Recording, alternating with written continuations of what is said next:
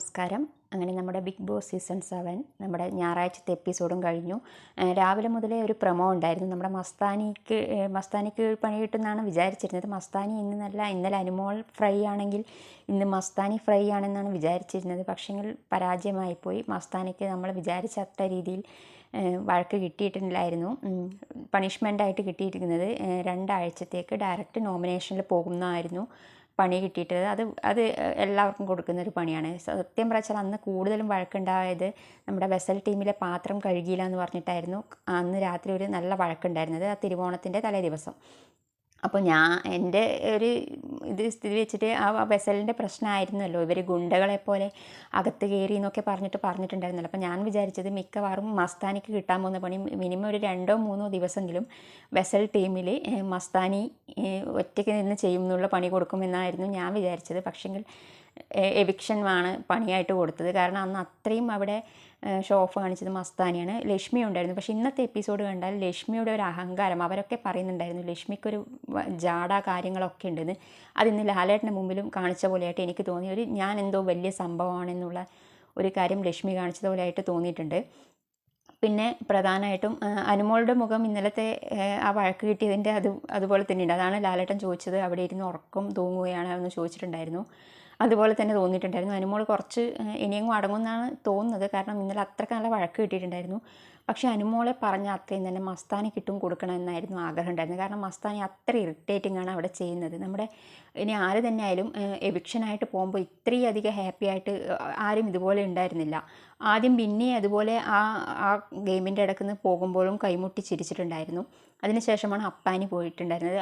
അപ്പോഴും മസ്താനിയുടെ ആ പ്രകടനം തീരെ ഉൾക്കൊള്ളാൻ പറ്റാത്ത ഒരു കാര്യമാണ്. അവിടെ എല്ലാവരും വിഷമിച്ചിരിക്കുമ്പോൾ അവരുടെ ഗ്രൂപ്പിൽ നിന്ന് ഒരാൾ പോകുമ്പോൾ ഉണ്ടാകുന്ന ഒരു വിഷമം ഉണ്ടാകുമ്പോൾ മസ്താനി അവിടെ കൈമുട്ടി ചിരിക്കുകയായിരുന്നു. മിക്കവാറും അടുത്ത ആഴ്ച തന്നെ മസ്താനി പോകും. പക്ഷേ മസ്താനിക്ക് കിട്ടിയത് വളരെ കുറവായി എന്നാണ് എനിക്ക് പറയാനുള്ളത്. കുറച്ചും കൂടി പ്രതീക്ഷിച്ചായിരുന്നു മസ്താനിക്ക് കിട്ടുന്നുള്ളത്. കാരണം അത്രയും ഒരു നല്ലൊരു സ്വഭാവമായിട്ട് എനിക്ക് തോന്നിയിട്ടില്ല. അവിടെ വന്നത് മുതൽ നമ്മളെന്തോ വലിയ സംഭവമാണ് എന്നൊക്കെ പറഞ്ഞിട്ട് പുറത്തുള്ള കാര്യങ്ങൾ പറഞ്ഞു കൊടുക്കരുതെന്ന് പ്രത്യേക റൂളുണ്ട്. അതൊക്കെ ലംഘിച്ചിട്ട് പുറത്തുള്ള കാര്യങ്ങൾ പറഞ്ഞു. എന്നാൽ പിന്നെ അത് സമ്മതിച്ച് സോറി പറയുകയാണ് വേണ്ടത്. അവിടെ ഞാൻ അങ്ങനെയൊന്നും പറഞ്ഞിട്ടില്ല എന്ന് പറഞ്ഞാൽ അവിടെ ന്യായീകരിക്കുന്നുണ്ടായിരുന്നു. അതുപോലെ തന്നെയാണ് ലക്ഷ്മി പിന്നെയും പറയുന്നുണ്ടായിരുന്നു ഞാൻ 5 മിനിറ്റ് അവർക്ക് ടൈം കൊടുത്തു എന്നൊക്കെ. ലക്ഷ്മിയൊക്കെ ഇപ്പോഴാണ് കയറി വന്നത്. അവരൊക്കെ അവിടെ ഫസ്റ്റ് ഡേ മുതലുള്ള ആൾക്കാരാണ്. അപ്പോൾ അവർ പറയുന്നുണ്ട് പെട്ടെന്ന് കയറി വന്നിട്ട് റൂളൊന്നും പറഞ്ഞു കഴിഞ്ഞാൽ ആരും അനുസരിക്കുന്നില്ല. കാരണം ആ ഡ്രസ്സ് എടുത്ത് തറയിലിട്ടത് അതും തെറ്റായ കാര്യം തന്നെയാണ്. എന്നാൽ അത് തെറ്റ് പറ്റിയെങ്കിൽ ലക്ഷ്മിക്കും സോറി പറയാം. ലക്ഷ്മിയോട് ആരെങ്കിലും തെറ്റ് ചെയ്ത് കഴിഞ്ഞാൽ ലക്ഷ്മിയോട് എല്ലാവരും സോറി പറയണം. പക്ഷേ ലക്ഷ്മി ഒരിക്കലും സോറി പറയില്ല എന്നാണ് പറഞ്ഞിട്ടുള്ളത്. ഇനിയത്തെ എപ്പിസോഡൊക്കെ എങ്ങനെയാണെന്നൊന്നും നമുക്ക് പറയാൻ പറ്റില്ല. എന്തുതന്നെയാലും മസ്താനി ഫ്രൈ ആയിരുന്നു പ്രതീക്ഷിച്ചത്. പക്ഷേ തീരെ ഫ്രൈ ആയില്ല. നോമിനേഷനിൽ അടുത്ത വീക്കും കൂടി ഇടേണ്ട കാര്യമില്ല. മിക്കവാറും അടുത്ത വീക്കിൽ തന്നെ മസ്താനി പോകാനുള്ള എല്ലാ ചാൻസും ഉണ്ട്. അപ്പോൾ ഒരു ആഴ്ച വെറുതെ വേസ്റ്റായി. എന്തെങ്കിലും കഠിനമായ ശിക്ഷ കൊടുക്കണമായിരുന്നു. അതിനോട് അഹങ്കാരം നിൽക്കുമായിരുന്നു. പിന്നെ കൊടുത്തൊരു പണിഷ്മെൻ്റ് എന്ന് വെച്ചാൽ കൊണ്ടുവന്ന വസ്ത്രം ഉപയോഗിക്കാൻ പറ്റില്ല. അത് കുറച്ച് നല്ലതായിരുന്നു. പക്ഷേ അതൊന്നും അവർക്ക് കുഴപ്പമില്ല. കാരണം ആദ്യം ഉണ്ടായ ആൾക്കാർ 10-21 ദിവസത്തോളം അവർ സെയിം 2 ഡ്രസ്സ് വെച്ച് മാറിയാണ് ഇട്ടിട്ടുണ്ടായിരുന്നത്. അപ്പോൾ മസ്താനിക്കും അത് വലിയ പ്രശ്നമൊന്നും തോന്നുന്നില്ല. ആ വെസലിൻ്റെതായിരുന്നു കൊടുക്കേണ്ടത്. എക്സ്ട്രാ ലക്ഷ്മിക്കും കൊടുക്കണമായിരുന്നു. അതിനോട് 2ൻ്റെ അഹങ്കാരം നിൽക്കുമായിരുന്നു. പിന്നെ നമ്മുടെ ശൈത്യ ഔട്ടായിട്ടുണ്ടായിരുന്നു. ഡേഞ്ചർ സോണിൽ വന്ന ശൈത്യ കഴിഞ്ഞ വീക്കിലെ പോകുന്ന പ്രതീക്ഷിച്ചാണ്. പക്ഷേ ഈ വീക്കാണ് പോയിട്ടുണ്ടായിരുന്നത്. അങ്ങനെ ശൈത്യ ഔട്ടായിട്ടുണ്ട്. ഇനിയിപ്പോൾ അടുത്ത എപ്പിസോഡിൽ എന്തോ സർക്കസ് കൂടാരം ആയിരിക്കും എന്നൊക്കെ ലാലേട്ടൻ പറഞ്ഞിട്ടാണ് വൈൻഡപ്പ് ചെയ്തിട്ടുണ്ടായിരുന്നത്.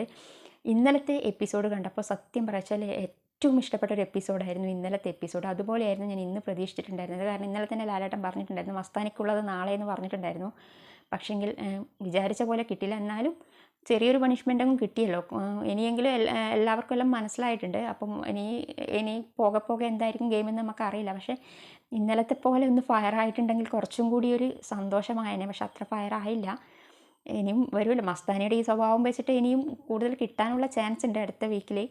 എന്തായാലും മസ്താനി ഔട്ടാവണം തന്നെ എനിക്ക് ആഗ്രഹം. എനിക്ക് തീരെ മസ്താനി വന്നത് മുതലുള്ള സ്വഭാവമൊന്നും എനിക്ക് ഇഷ്ടപ്പെട്ടിട്ടുണ്ടായിരുന്നില്ല. ഇന്നത്തെ എപ്പിസോഡ് അത്ര നല്ലൊരു എപ്പിസോഡ് പോലെ ആയിട്ടൊന്നും തോന്നിയിട്ടുണ്ടായിരുന്നില്ല. ഓരോരോ ക്യാപ്റ്റനെ കുറിച്ചിട്ടുള്ള കാര്യങ്ങളൊക്കെ ചോദിക്കലായിരുന്നു. ഇന്നലത്തെ എപ്പിസോഡിനെ കുറിച്ച് പറയുമ്പോൾ സൂപ്പർ എപ്പിസോഡായിരുന്നു. നമ്മുടെ മനസ്സിനൊരു സംതൃപ്തി കിട്ടിയൊരു എപ്പിസോഡായിരുന്നു ഇന്നലെ. ഇന്നത്തെ അത്ര പോരാ, മസ്താനിക്ക് കുറച്ചും കൂടി കിട്ടണമെന്നായിരുന്നു എന്ന് എൻ്റെ അഭിപ്രായം. അപ്പോൾ നമുക്കിനി അടുത്ത ടാസ്കും കാര്യങ്ങളൊക്കെ ആയിട്ടുള്ള വിവരങ്ങളുമായിട്ട് അടുത്ത വീഡിയോയിൽ വരാം. അപ്പോൾ അതുവരെ എല്ലാവർക്കും ബൈ.